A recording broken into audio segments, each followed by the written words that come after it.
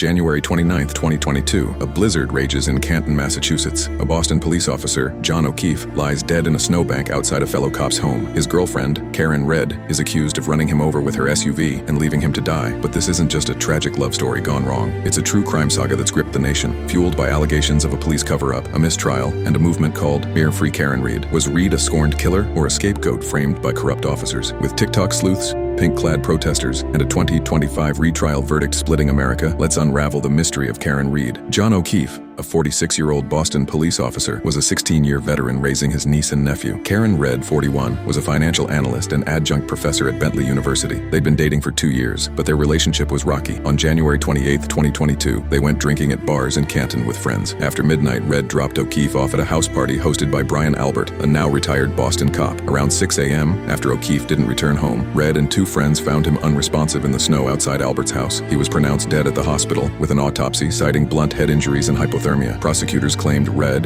drunk and angry, backed her Lexus SUV into O'Keefe and fled. But Reed's team had a different story, one that would turn this case into a national obsession. Karen Red was charged with second-degree murder, manslaughter, and leaving the scene of a deadly crash. Her 2024 trial ended in a hung jury, with jurors split over her guilt. The 2025 retrial, concluding in June, became a media circus. Prosecutors pointed to evidence: O'Keefe's DNA on Reed's broken taillight, a hair on her SUV, and her alleged cries of "I hit him" at the scene. But Reed's defense, led by Alan Jackson, argued she was framed. They claimed O'Keefe was beaten inside Albert's home, possibly by off-duty cops, and dumped outside. A Google search on a witness's phone, "Who's long to die in cold," suggested premeditation by others. Shoddy police work, like using red Solo cups for evidence and a leaf blower at the scene, fueled doubts. The lead investigator, Michael Proctor, was fired in March 2025 for sending vulgar texts about Reed, raising questions of bias. Was this a botched investigation or a deliberate cover-up? Visuals: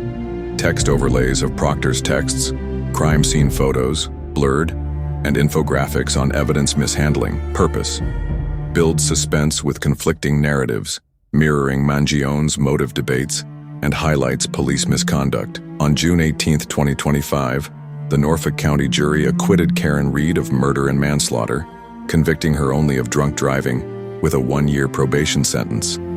Cheers erupted from hundreds of supporters outside, many wearing pink, Reed's favorite color, and flashing the ASL "I love you" sign. The Free Karen Reed movement, with over 10,000 X posts and a $1 million legal fund, hailed her as a victim of police corruption. But O'Keefe's family, seeking justice, filed a wrongful death lawsuit, believing Red was guilty. Experts like Northeastern's Daniel Medwed noted the case's appeal: a rare female defendant, a damsel in distress narrative, and distrust in law enforcement. Social media amplified the frenzy, with TikTok sleuths and Reddit forums dissecting evidence. The case exposed deeper issues. Can we trust the police? Why do cases like Reed's, white, affluent women, dominate true crime? This wasn't just a trial, it was a cultural phenomenon.